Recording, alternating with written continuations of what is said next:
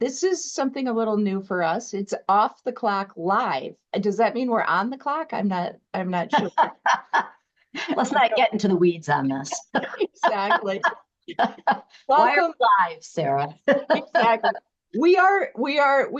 So for those who are here, Rebecca and I are doing a live off the clock episode this morning to talk about the myriad of documents, let's call them executive orders, EEOC guidance, DOJ guidance, et cetera, that's come out of the administration regarding DE&I, and particularly talk about how those impact private employers.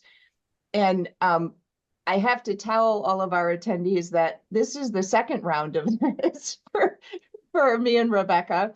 We actually recorded an episode. I don't know, Rebecca, has it been a few weeks, 2 or 3 weeks ago? It's only been 2 weeks. And it was, we couldn't get the episode out quickly enough before it became outdated with additional information. So we decided to scrap that and instead do a live episode so we can talk about what exists and what's happening now today.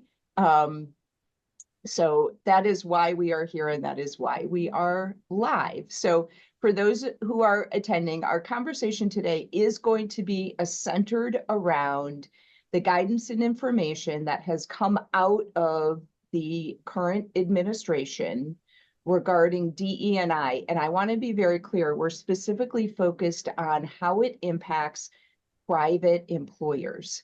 So by that, we mean not schools, because there are special considerations that would apply to schools. We mean not specifically public entities, et cetera. So we're talking about private employers, could be for-profit, could be nonprofit. I'm going to be honest with you guys. Of the two of us, Rebecca is part of a team here at Miller Johnson that is carefully tracking all of this. So she is the fountain of information for our conversation today. And so I'm going to be asking her a lot of questions, and she's going to be doing most of the talking and explaining. Okay. All right, Rebecca, are you ready? I'm ready, Sarah. I love to talk. So You do. This is a dream come true for me, where I get to do most of the talking. All right. So should we start at the beginning then? Rebecca, just a few days into the current administration, we saw an executive order that was issued on January 22nd that was titled Ending Illegal Discrimination and Restoring Merit-Based Opportunity. And that's kind of the starting place, I think. So why don't you tell our audience this morning, our listeners, what that executive order said and did? So thanks, Sarah. So that executive order did a number of things.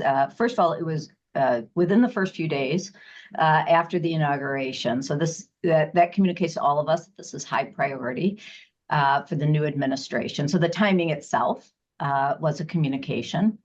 What the EO does, before I get into the specifics, let's remember what an EO is, an executive order is and isn't, because it's a phrase, frankly, I don't remember learning about it in government class. And I was going to say, let's go back to high school civics, but I don't even remember executive orders. So the President of the United States manages the administration, right? The bureaucracies, et cetera. The laws are passed by Congress, right? Interpreted by the courts and enforced by the executive branch, by the president, the White House. So this executive order impacts DE&I within the federal government, within the federal bureaucracy, which the president does have control over, right? The president can decide whether DE&I is a thing or not within the federal bureaucracies. Spoiler alert, no more DE&I within federal bureaucracies. I think we've all heard that, and the president has the authority to do that. So by that, when you use that term federal bureaucracies, you mean government employees? Government employees and agencies. Got it. Okay. So not private employers. What you're talking about is the federal government as an employer is making its own choices about whether it's going to have DE&I. It's not telling other employers yet when you're talking about that, what they're doing. Okay. Correct. Yep. And the president has the control and authority to do that. He's the boss. He's the CEO of all of those government employees and agencies. And so he can decide what practices they're going to follow and whether they're going to have DE&I within the federal government. Yes, you got it. That's absolutely correct. What the executive order then does is it turns its attention to private employers and directs the federal agencies, the EEOC, for instance, the Department of Justice, for instance, to do what they can to discourage unlawful, can I use air quotes here? That's goofy, but remember the word unlawful here. That's why it's fun that we're live, right? Normally that'd be edited out. All right. Yes. Our excellent producer, Jeff, edits out my air quotes usually. But so this executive order instructs the agencies to come up with ways to discourage private employers from having unlawful DE&I practices within their organizations. Okay. The executive order does not define what unlawful DEI is. I knew that was going to be, and I'm sorry, because this is our second time. And you read my mind on a daily basis. And so I could tell. Yes.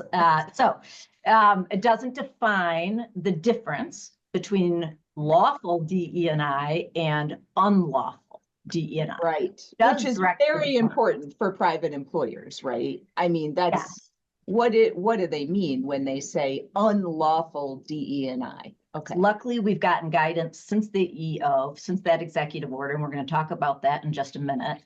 But the executive order itself directs all the agencies, the Attorney General, et cetera, to come up with plans, specific plans on how to get rid of unlawful DE&I in private employers. It's important to note that, as I mentioned, that the president, through an executive order, cannot make law.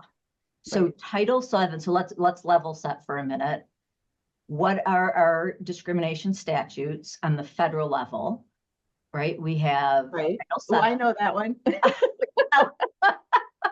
All right, I'll ask you this one, Sarah. What are our federal non-discrimination? Well, Title VII, I know that this one, Title VII prohibits discrimination on the basis of a number of protected classes, including race, gender, sex, etc. There's a piece of it related to pregnancy as well. And Title VII protects discrimination on the basis of age through the Age Discrimination and Employment Act. But then the ADA is a separate law that also prohibits discrimination against disabled individuals and, of course, requires employers to provide reasonable accommodations to them. I would say those are the most significant laws, right? The Title VII, the ADEA, the ADA, the Pregnancy Discrimination Act, etc. Yeah, I'll just throw in for kicks. USERA, which protects veterans, because for federal contractors, there's still some reporting obligations there, which we are not going to talk about here. Right. But, so those laws remain unchanged. Okay. Those laws, as they have been interpreted by the courts, remain unchanged. So Supreme Court precedent that has interpreted those laws for us remain unchanged by any administration, frankly, coming and going. Including this one. So when we talk about what is lawful or not, to be very candid, it's the same things that were lawful or not under any administration, right? Yes. The new administration, the old administration before that, right? None of that is different. What we're seeing is a drastic difference in enforcement priorities. Yeah. Okay. That's what we're So seeing. the law is drastic the same. difference. Got it. Okay. The law is the same, and as we're going to talk about in a moment, the EEOC might be taking a slightly different perspective of its own in some gray area, in which way it's going to go in some gray areas, how it sees the world. But that's just the EEOC's opinion. That is not the law, right? As written in statute, interpreted by the Supreme Court. Got it. Okay. So that's the EO. That's probably right. All folks need to know about. So it's sort of like kicked it off using this term. Illegal or unlawful DE&I, kicked it off, and then slowly we got a bit more information, right? So what happened next? We started getting a trickle of information from the departments. On February 5th, the DOJ issued, the Attorney General issued a memorandum regarding how it was going to enforce or follow the EO, right? How it was going to end an illegal DEI, discrimination and preferences.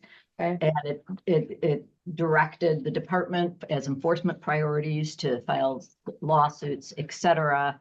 But what I find really interesting is footnote 1, which only a lawyer would say. Only a particularly nerdy lawyer, because it gives us a piece of information, at least what the DOJ believes is lawful versus unlawful, because I think that's what everyone's really trying to figure out here. That's right. Trying to grapple with, what does this mean if I'm trying to follow the law? I think there's a lot of HR folks and good intentioned employers saying, okay, we'd like to be on the right side of the law here, but I don't understand, administration, what you're talking about when you use this term, illegal or unlawful. You got it. I think everyone already understands this is a priority, or this is getting a lot of chatter right now, the DE&I issue, but everyone's looking for guidance on what does this mean for us? What can we do? What can we not do? So, in this pretty strongly worded memo, footnote number 1 talks about what is not unlawful. First of all, it says what is unlawful are programs, initiatives, or policies that discriminate, exclude, or divide individuals based on race or sex. So, Sarah, when you talked about all the different characteristics that were covered by our discrimination laws, there were more than race and sex. There were. Were there? Okay, yes. So that tells us where the administration's priorities lie.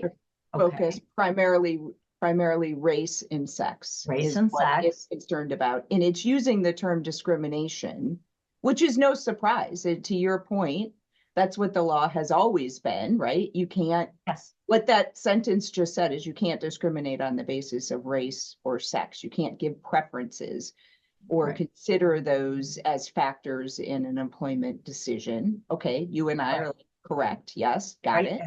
And then I think hopefully, because I've been getting this question a lot actually about, we've been, audits kind of a harsh word, but we have been auditing, reviewing, employers, all kinds of different policies and practices, saying, go ahead and keep doing this, stop doing that, et cetera. And we've been getting questions about celebrations, right? So this memo says, unlawful D&I is not educational, cultural, or historical observances, such as Black History Month, International Holocaust Remembrance Day, or similar events that celebrate diversity, recognize historical contributions, and promote awareness without engaging in exclusion or discrimination. Interesting. So that's as close to a direct answer from the DOJ as we can get, at least on that one specific area that I know organizations have questions about, because they're asking me about those questions. So the key, and the key is without engaging in exclusion or discrimination, right? So programs, events, et cetera, that are open to all employees. That's key.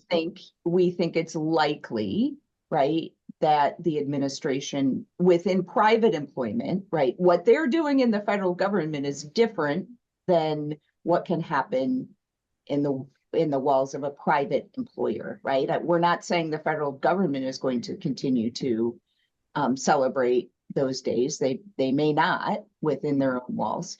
But that the key here is that it's available and open to all employees. In other words, we can recognize that these things exist, right? We can recognize differences, but in doing so, it's got to be available to all employees. Yep. And we're celebrating, right? We're educating, right? Think about those kinds of concepts. We're not discriminating. We're not making hiring decisions, promotion decisions. Okay. Those sorts of things. Okay. So now let's move on to what may be the most important piece for our listeners and why we're redoing the show. Because this we got some EEOC guidance that right. That really digs in and makes provides more information. Okay. Yeah, provided still leave some gray areas to be sure, but the best guidance we have so far. Okay. And just as a reminder for our listeners, EEOC guidance tells us what the EEOC's current perspective is on things. It doesn't change the law itself, nor does it change previous court decisions, including U.S. Supreme Court decisions, but it certainly allows us to see things through their lens. It tells us what they're thinking and how they are likely to view a situation or a complaint, right? Exactly. Okay. Exactly. Okay. So they really dug in more and talked about what this illegal DE&I is, right? Yes. So, okay. So let's get at it. According to the EEOC, the main points, if anyone wants to look it up online, are under number 7. So it's kind of like an FAQ format. Okay.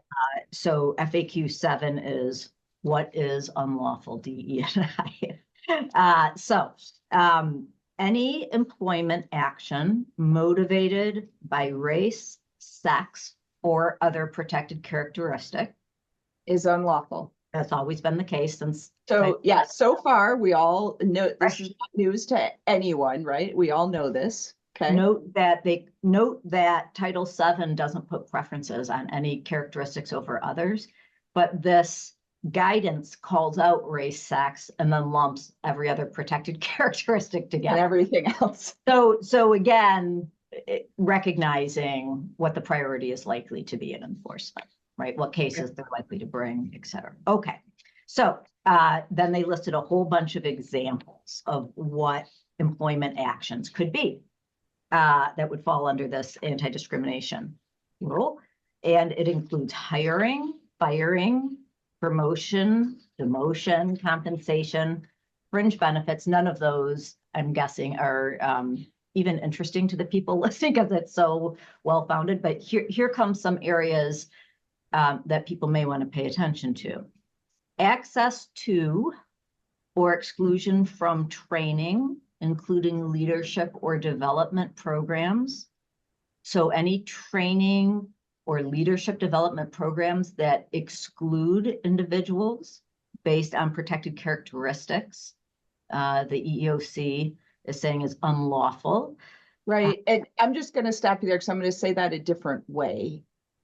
Any program that is exclusive to employees of a certain race or gender, what the EEOC is pointing out is that arguably violates Title VII, right? Because I think that's maybe how when I've seen programs that might fall into that category, that's how they're positioned, not as exclusionary, but as making additional efforts to help certain genders and races. You are absolutely right. See, I'm already in the EEOC's mind. Yes. And looking at it through their lens. That is how some employers have looked at those types of programs. Yes.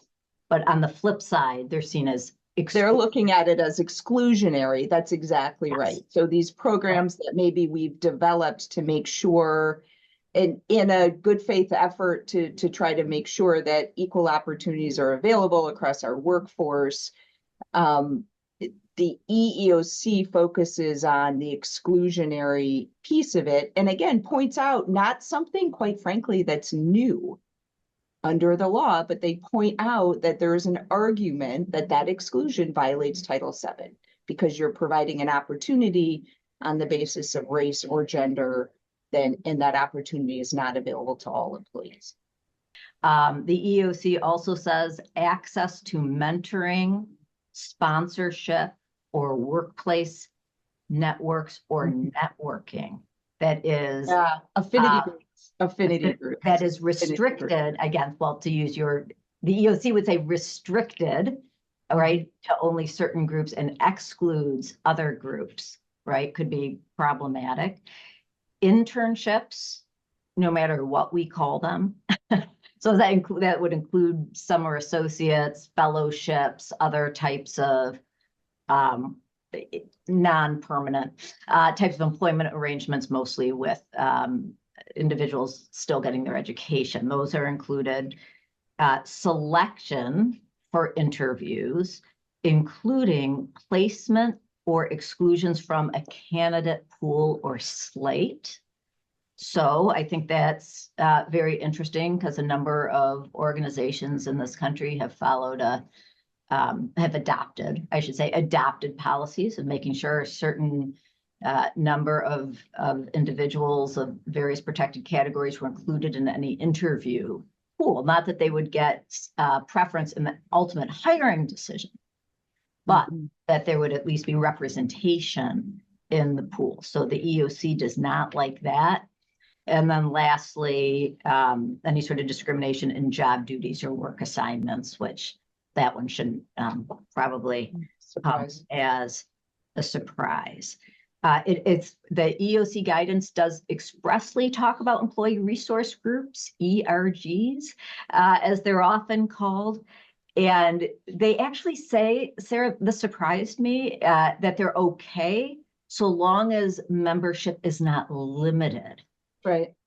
Right. So if you have employment resource groups, the EEOC, is saying keep going with it, but you do have to make sure they're open to everyone. Right. And I think we're identifying a theme here, right? Which is, as our listeners are thinking about what they've maybe called or put under the umbrella of DE&I, look at it through the lens of how to make opportunities, decisions, et cetera, available to all employees and not exclusive on the basis particularly of gender and sex, right? Isn't that a really high level takeaway here for our listeners? Yes. Yes. Two more important points from the EEOC, then we'll handle a few questions that came in ahead of time and then let everyone get on with their morning.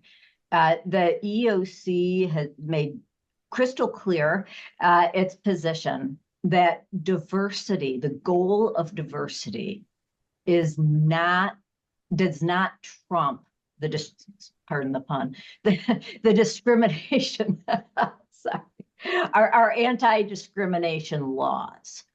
Okay. So in the EEOC's point of view, organizations believe that a more diverse workforce will make better decisions, will connect better with customers. All of those things is not a reason to say, therefore, I hired, right, Jane over Joe, because we believe having more female, right, diversity is going to make us a stronger, better workforce, right? So that goal does not override, maybe that's a better word, override these anti-discrimination principles. And they rely on the Supreme Court case that did say that in the higher education admissions context. Right. I remember not directly apply to private employment decisions, but again, the EEOC doesn't make the law, but that is the EEOC's perspective on that. The other takeaway from the EEOC guidance is they went out of their way to say some DEI training could potentially be unlawful if it creates a hostile work environment for individuals who attend. Personally, I think that could be a stretch. Again, that's the EEOC's position. That is not the law. We'll see when that's litigated, how that goes. There have been a number of court cases in the past about DE&I type of training and whether it does or doesn't. And so if organizations listening to this are concerned about that, let us know, because there already are some guidelines about what is or is not permissible or not in the training context. Okay. So that's the latest we have as of this morning from the federal administration on DE&I. Before we get to the questions, Sarah, let's just talk about something we were talking about yesterday. You know, a lot of organizations want us to give a thumbs up or thumbs down, right? And can we do this? Can we do that? And they want us just to, you know, and we talked about, should we do that, right, in our conversation this morning. And I was a strong no on that, because there are a lot of factors to consider when thinking about initiatives, programs, et cetera, that fall under whatever your department or program area here is called. A lot of it has to do with risk tolerance and company culture, and you have to balance the reactions, internal and external, right, to any change in either direction in this area. Right. And so these are very highly individualized decisions on a organization by organization basis, which is why we feel uncomfortable, right, answering direct questions about certain things other than what the EEOC has expressly, of course, said is unlawful. So are we ready to go to a few questions and then move on? All right. Let's talk for one of the questions related to hiring, and I wanted to talk about that because I think this is a good example to sort of play out here what the EEOC and administration have told private employers, right? So let's just take an example. Business is looking to make a new hire for a position, okay? And has a number of qualified candidates across different protected classes, okay? Can it hire the most qualified candidate for that position, even if that person is a person of color, a woman, etc.? Is anything the federal government telling us, would it limit the employer's ability to do that? The answer there is no, Absolutely not, and right? absolutely not. And Correct. We should absolutely, even according to the title of the executive order, right? Merit-based decisions, That's exactly right. So all decisions, as they have been in the past, should be merit-based. And one way to think about this is we have in the past some organizations and individuals have thought about only certain categories being not categories, but certain minorities, let's say, being protected. Right. The laws, and the federal government has said this over and over within the new administration. The laws protect everyone. Right. So this concept of reverse discrimination, right, a member of the majority being discriminated against, that's just what the federal government is saying. That's just straight up discrimination, right? And so everyone is protected by Title VII. Everyone. Correct.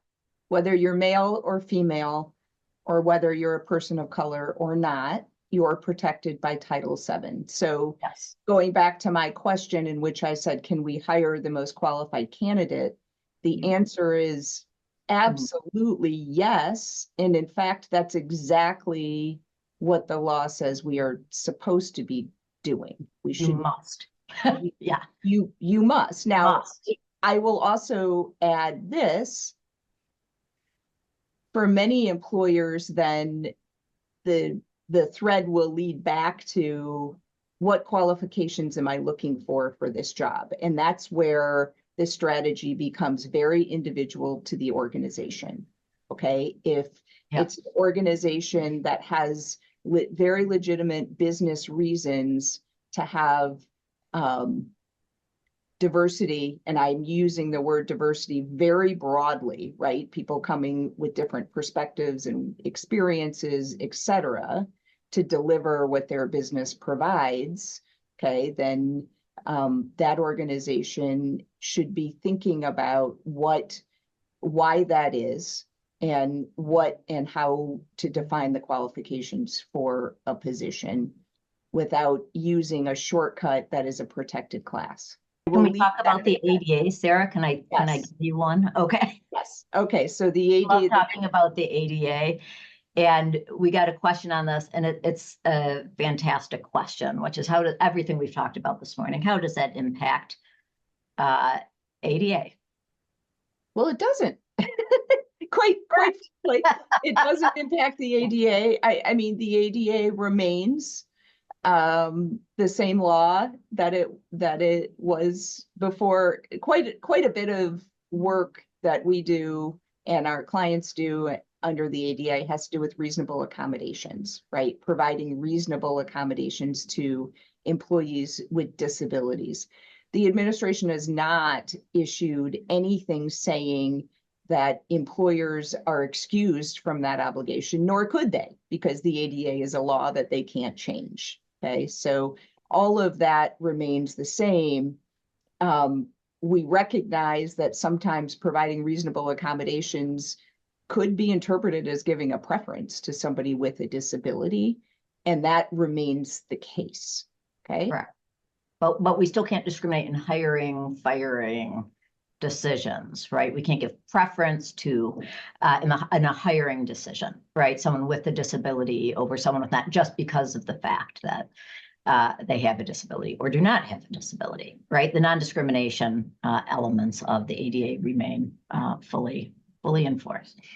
A question came in about nonprofits, so let's just be clear that there is no distinction under Title VII or the ADA for profit or not for profit. So in the hiring context, so That's right. All the everything we've talked about, fully applicable to nonprofits. The question also said, what about nonprofits that rely on state or federal funding? Right. Well, if you rely on federal funding, you are probably going to be, you want to talk about your risk analysis a little differently, right? Than perhaps some employers that do not rely on federal funding. You're probably going to be more sensitive to the views of the new administration because they can choose whether to continue to fund you or, buy your products, et cetera. So, so you're probably going to be more sensitive to that and want to stay up to speed on what the views of the current administration are.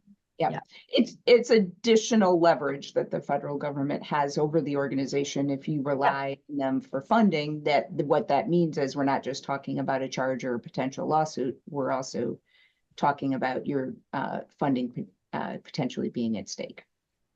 Okay, well, those are the updates as we know them today. We will either through this program or other client communication tools keep everyone up to date. That's right. Yeah, and I'll just add, we do have a team of folks here at Miller Johnson, not just Rebecca, but others that really are keeping an eye on all of this and carefully tracking it. A lot of you may be getting the client alerts on that. If not, if you're not and you want them, go to millerjohnson.com, I think, and sign up to get our communications, and you'll keep seeing those as well. All right. Rebecca, thank you for your insight and knowledge as always. You're welcome. All right. Have a good morning, everyone. Bye-bye. Bye-bye.